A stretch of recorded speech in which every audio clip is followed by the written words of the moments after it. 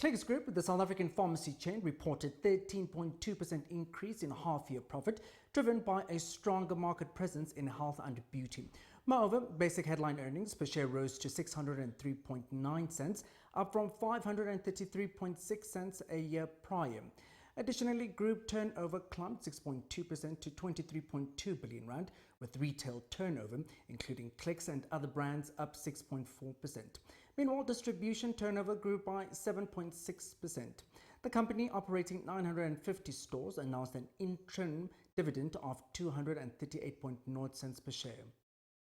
Investment analyst Itimbila Bupila provides further insights on the company's results.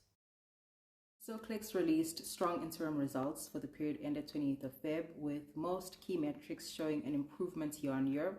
Of note was the headline earnings per share, or HEPS, which climbed 13.2% year on year, while revenue grew about 6.2%.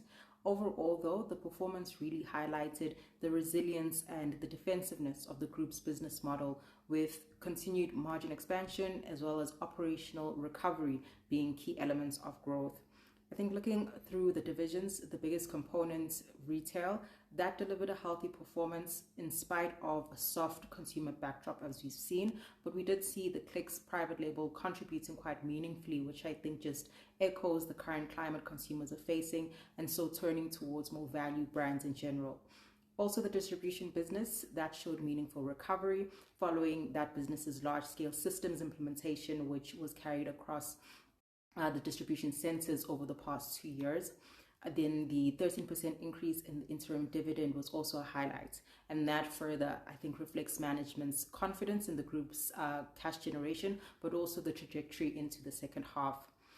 While we do view the macro environment will likely remain challenging amid VAT headwinds as well as geopolitical sort of pressures that are at play, we do view the business as being well positioned to benefit from medium-term tailwinds, with continued investments in new stores and pharmacies, providing longer-term earnings visibility and just supporting the overall growth narrative.